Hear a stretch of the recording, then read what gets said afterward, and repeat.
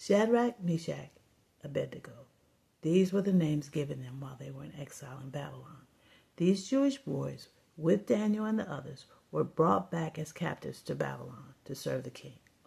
And one night, Nebuchadnezzar has this terrifying dream. He doesn't remember what it was, but he wants his magicians and sorcerers to tell him what he dreamed and what it meant.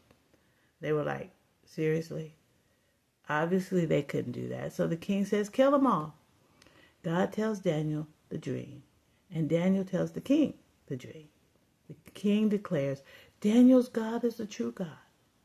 Tragedy averted. Not quite. The king decides to build a statue of himself and make everybody bow down to it. The 3 Jewish boys were like, seriously? The king had them put in a fiery furnace. What other kind of furnace is there? And an angel was in there with them, so nobody got burned. The king is impressed, declares the Jewish boys' God is the true God. Tragedy averted. Not quite. The king has another terrifying dream. This time he's the one in trouble. No one can interpret the dream but Daniel. And he tells the king, God says, stop taking credit for what I'm doing. The king says, okay, I'll stop. 12 months later, he's bragging to himself about his power and all he's built. And God says, that's it.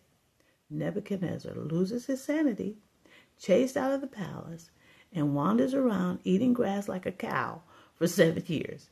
After 7 years, God restores his sanity and his kingdom.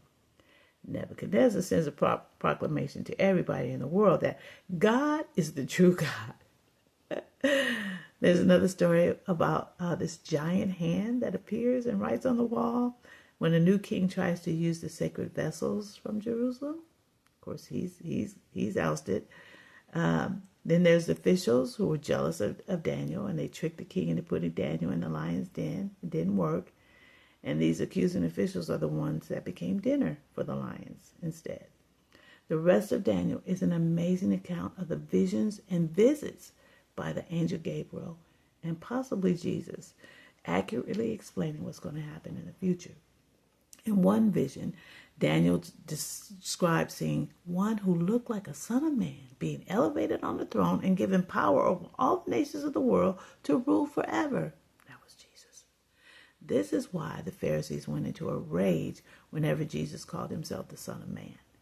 Daniel sees the rise and fall of kingdoms. He's told about the Messiah coming at the end of the age. Daniel sees so much of what John saw in the book of Revelation. It's an amazing book.